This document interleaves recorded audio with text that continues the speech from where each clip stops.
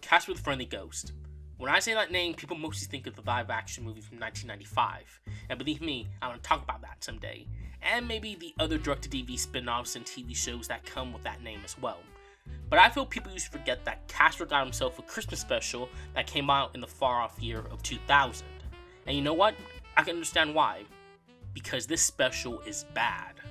Casper's Haunted Christmas is a direct-to-video project that puts Casper and his three uncles, the ghostly trio, at the task of getting Casper to scare someone by Christmas, or else they'll all end up in the ghost version of hell, the dark, which isn't really hell, but more like the place Mandy from Billy and Mandy would always be for cold openings. As you can see on screen, the animation looks so terrible, which in all fairness is kind of upsetting, given that the studio, Mainframe Entertainment, later renamed Rainmaker Studios, had previously created the show Reboot, the first CG animated series. Here, it looks just like unfinished text for this animation. The reason Reboot works so well is because you're in a world online. Realism can be thrown out the window, and you can have fun with it. Here, the humans are more scary than the ghost, and the ghosts are so hard to look at, it actually hurts my eyes to look at times. Honestly, I felt the animation was in trouble when even the trailer had to say that it's quote-unquote state-of-the-art animation. Created with state-of-the-art computer animation. So Casper's uncles end up at the Christmas town literally called Chris, and here we meet up with our character starring opposite Casper named, I'm not kidding here, Holly Jollymore. Holly thinks Casper's a snowman that can float and can be see-through, and they become friends. Casper's uncles, meanwhile, get involved with Holly's parents, who are just honestly the worst in this movie, I'm not gonna lie. They invite the uncles to stay with them at their home for the holidays. With Casper not able to scare a kid during what I like to call the product placement part of the movie, the ghostly trio decides to call their nephew Spooky, a near lookalike Casper, to scare someone else as him to try to avoid the dark place. They succeed in turning him into Casper, and he's about to scare the father, but then this happens.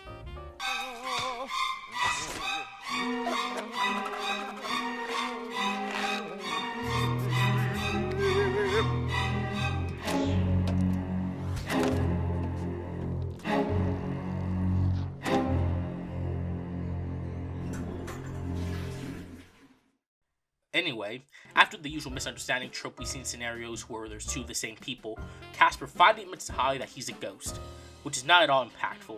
I was half expecting her to think he was a flying snowman at this point. While this happens, the ghostly trio traps Snivel inside of a giant Santa, which begs the question, why doesn't he go through it? Because, let's not forget, he's a ghost! So anyway, the final act of the movie consists of the ghostly trio ripping off How the Grinch Stole Christmas, and plans on blaming their Jollymore for stealing all the presents, and Chris, and even booby-trapping some of them.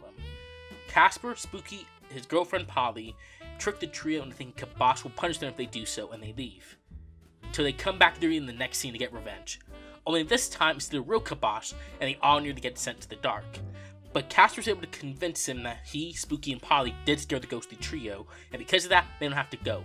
The ghostly trio is nearly sent when it's discovered what they're doing, but they get themselves out of it when they admit that it was all meant as a present for Kibosh to see them suffer. This leads to, no joke, a nearly minute-long sequence of this.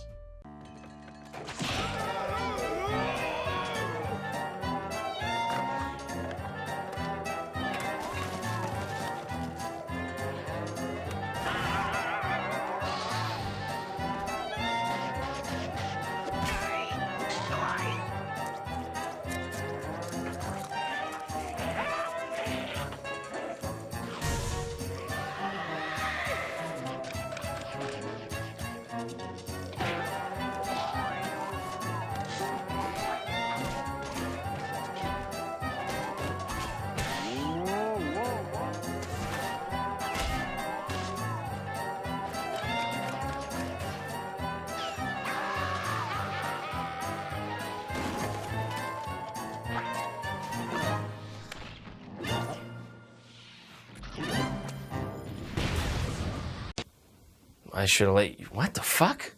The ghostly trio gets their licenses back, and Kibosh tells him this is the last time they'll see him. By the way, this is the last time we see Kibosh until Casper Scare School 6 years later, and even then, this movie isn't canon or connected to that, so this is the last time we see this version of Kibosh. Anyway, the Jollymores wake up, the parents still act like idiots for not questioning a thing, Holly and Casper make up and become friends / an item, I don't really care at this point, Spooky and Polly are just there, and the dad starts the ghostly trio. Keep in mind, the parents think the ghostly trio are actors in character. They think they're human, so they're just okay with the fact that they just committed triple homicide. Everyone laughs, and the movie ends. Fuck, this movie was bad. So far, I've only had 3 unpleasant experiences watching a movie. The Emoji Movie, Swiped, and now this. This movie is bad.